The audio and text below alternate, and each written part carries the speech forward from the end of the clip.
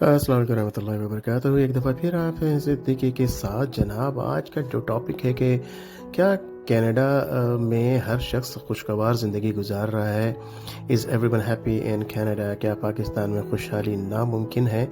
ये बड़ा ही डिफरेंट किस्म का टॉपिक है। इसको ज़रा गौर से सुनिएगा, आखिर तक सुनिएगा, स्किप मत कीजिएगा, वरना बहुत सारी चीज़ें आपको समझ में नहीं आ पाएंगे। खुसूसन वो लोग जो कि कनाडा आने के बारे में सोचते हैं कि क्या उनको यहाँ आना चाहिए, उनकी मुश्किलात परेशानियों का हल सिर्फ कनाडा है, खुशहाल है कनाडा, और कनाडा आकर के वो अपने और अपने आने वाली जनरेशन्स के लिए क्या बेहतर तौर पर सब कुछ कर पाएंगे, अपने पेरेंट्स को, अपने बहन भाइयों को बुला पाएंगे। क्या पाकिस्तान में खुशहाली नामुमकिन है? क्या पाकिस्तान खुशहाल नहीं हो सकता? क्या कनाडा ही उनके तमाम मसले मसाइल का हल है? या वो लोग जो कनाडा में हैं ऑलरेडी, क्या वो बेहतर तरीके से यहाँ सरवाइव कर सकते हैं? क्या उनकी आने वाली जनरेशन्स जो हैं वो बेहतर से बेहतर यहाँ पे परवान चढ़ सकती है या पनप सकती है? वो लोग जो स्पेशली 2023 में कनाडा आ रहे हैं, जी हाँ, वो लोग जो स्पेशली 2023 में नेक्स्ट ईयर कनाडा आ रहे हैं, उनकी क्या सिचुएशन हो सकती है? तो इसके बारे में ज़रा तफसील से बात करेंगे। तो जनाब, क्या कनाडा में हर शख्स खुशगवार की ज़िंदगी गुजार रहा है? ये बड़ा डिबेटेबल टॉपिक है, और इसमें जो रियलिटी है वो मैं आपको बड़ी आसानी के साथ, बड़े तरीके के साथ, बड़े करीने के साथ इसलिए बता सकता हूँ कि मैंने कनाडा में, मेरी आईटी की फील्ड है, लेकिन कनाडा में मैंने 1 साल एज अ मॉर्गेज कंसल्टेंट काम किया। और मॉर्गेज कंसल्टेंट में, आपको मालूम है कि रियलिटी से ये रियल इस्टेट से ताल्लुक़ रखता है, और इसमें जो है मॉर्गेज जो है वो मकान की जो 25 साल की है वो दिलाई जाती है। इसके बहुत सारे मुख्तलिफ तरीके होते हैं। इसी तरह से ये काम एक अकेला नहीं होता है। इसमें जो है आपकी डाउन पेमेंट के लिए आपको लोन दिलाना, या फिर आपके पास ऑलरेडी लोन मौजूद है, लोन के ऊपर लोन दिलाना, ताकि ये जो आपकी जो लोन है, पहले का जो कर्जा है, उसको उतारा जा सके। या फिर आप गाड़ी ले रहे हैं, उसके लिए कर्जा आपको दिलाना, या फिर आप कुछ भी दूसरे काम कर रहे हैं, तमाम बातें इस कर्जे के महवर जो है, इसका महवर जो कर्जा है, सिर्फ कर्जा ही होता है। यहाँ की ज़िंदगी का मवाजना थोड़ा सा मैं ज़रा मिडिल ईस्ट से कर दूँ, फिर पाकिस्तान से थोड़ा सा, फिर मैं वापस उस पर आऊँगा कि मिडिल ईस्ट और कनाडा में ये बहुत बड़ा फ़र्क है कि मिडिल ईस्ट में कर्ज़ के ऊपर कुछ भी नहीं होता है। आपने जो कमाया वही खाया, और आपकी ज़िंदगी पे, आपकी गर्दन पे कोई कर्ज़ नहीं रहता। खुसूसन सऊदी अरेबिया में रहने वाले लोग, खुसूसन सऊदी अरेबिया में रहने वाले लोग। लेकिन अगर ये बात कोई शख्स 5 साल के बाद सुनेगा, और ये मेरी वीडियो, तो वो कहेगा कि नहीं, अब सऊदी अरेबिया में भी ऐसा नहीं है। जी हाँ, पिछले सऊदी अरेबिया में पिछले 2 साल से कह लीजिए कम से कम, कि कुछ हालात इस कदर तेज़ी के साथ पलटा खा रहे हैं कि अल्लाह ताला अपना रहम करे, कि अल्लाह ना करे वो वहीं पहुंच जाए, और जिसका हमें डर है। लेकिन हाँ, मिडल ईस्ट में Saudi Arabia was a safe place and still a safe place somehow. लेकिन जो दूसरे, जो मिडिल ईस्ट के जो जगह हैं, ख़ासतौर पर दुबई, आई थिंक दुबई में जितनी ज़्यादा जो है वो लोग प्रॉब्लम में फंसे हैं, वो लोग ही जानते हैं। मेरा 10 साल का एक्सपीरियंस है मिडिल ईस्ट सऊदी अरेबिया का। दुबई में भी मैं तकरीबन साल भर में रहा हूँ, इसलिए वहाँ पे के बारे में जानता हूँ। कुवैत में भी जा चुका हूँ मैं। इसी तरह से कतर का मैं ये समझता हूँ कि वहाँ का भी हाल सऊदी अरेबिया के जैसे नहीं है, लेकिन वहाँ पे अट्रैक्शन, जहाँ जहाँ देखे ना, जहाँ जहाँ अट्रैक्शंस होंगी वहाँ पे जो है, ये कमर्शियल कंट्री हो गए। सऊदी अरेबिया कमर्शियल कंट्री, यानी पैसे बनाने वाला कंट्री आवाम के हवाले में नहीं था, लेकिन अब वो होने लगा है। लेकिन मिडिल ईस्ट में ख़ास खुसूसन दुबई, कतर जो है, ये कमर्शियल कंट्री है, जो कि आपसे पैसे बनाने के गुर जानते हैं, वो बनाना चाहते हैं, क्योंकि वो वेस्ट को फॉलो करना चाहते हैं। वो ये चाहते हैं कि वो तरक्की करें। सऊदी अरेबिया में तरक्की का मकसद ये हुआ उनके पास कि जब उन्होंने औरतों को घर से निकाल करके ड्राइविंग सीट पे बैठा दिया, जब उन्होंने औरतों को, मर्दों को जो है मिला करके वहाँ पे कॉन्सर्ट्स करना शुरू करा दिया, ख़ास तौर पे उनकी तरक्की उनको इसमें ही नज़र आई।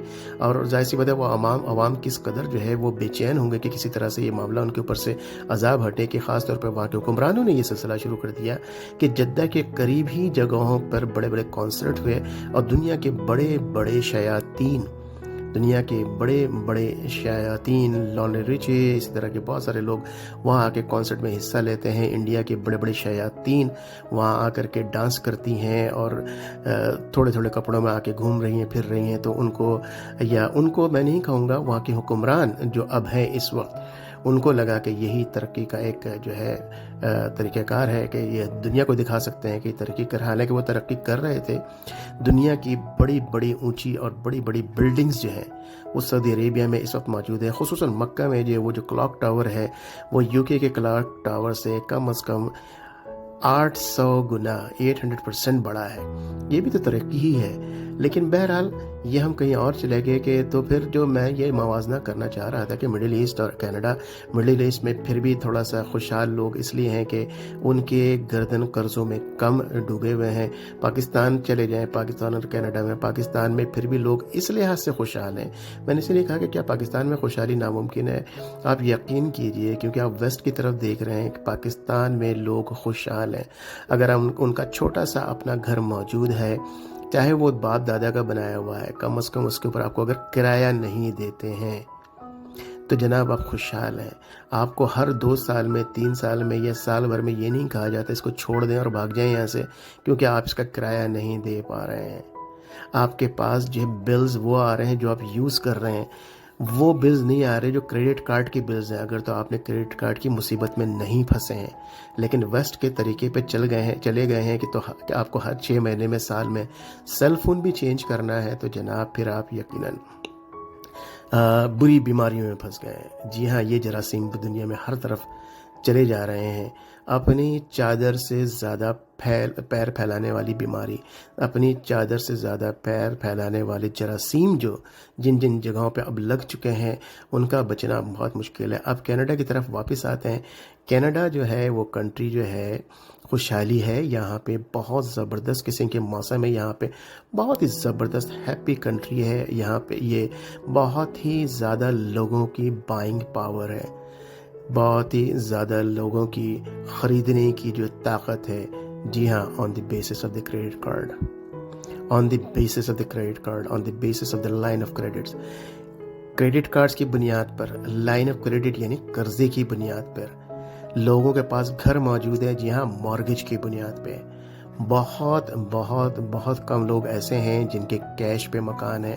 کیش پہ مکان لینا اب تو بہت قریباً ناممکن نظر آتا ہے، پہلے پھر بھی لوگ شاید سوچتے تھے، لیتے تھے، اور میں ایسے لوگوں کو جانتا ہوں جنہوں نے آ کر کے کیش پہ مکان لیے ہیں۔ لیکن مارگیج پہ مکان، لوگوں کی بینکرپسی یعنی دیوالیہ، جیسا کہ میں نے ذکر کیا، 1 سال میں نے صرف کام کیا آئی ٹی کو چھوڑ کے، اس میں پیسے اچھے تھے اور لوگوں سے ملنا تھا، آؤٹ ڈور کام تھا، لوگوں سے ملنا جلنا، باتیں کرنا، لیکن 1 سال میں میرا دل اتنا خراب ہوا، اتنے لوگوں کو میں نے روتے ہوئے دیکھا، خواتین نے کال کر کے مجھ سے کہا کہ خدا کے لیے کسی طرح سے لون دلا دیں اور مزید تاکہ پچھلے لون ہم اتار سکیں، کیونکہ ہمیں ڈر لگتا ہے، ہمیں کالز آتی ہیں کہ وہ ہر چیز آپ کا جو ہے ضبط کر لیں گے، یہ کر لیں گے، وہ کر لیں گے۔ عموماً ایسا ہوتا نہیں ہے پاکستان کی طرح کہ آپ گاڑی لے کے جا رہے تھے، آپ کی لون پہ وہ گاڑی تھی، آپ کو کہیں پہ پکڑ کر کے آپ کو پیدل ہی بھیجا، آپ گاڑی وہیں سے لے لی۔ یہاں ایسا نہیں ہے، لیکن پھر بھی ذہنی طور پر آپ مفلوج ہو جاتے ہیں۔ کینیڈا کا پورا جو ہے نظام،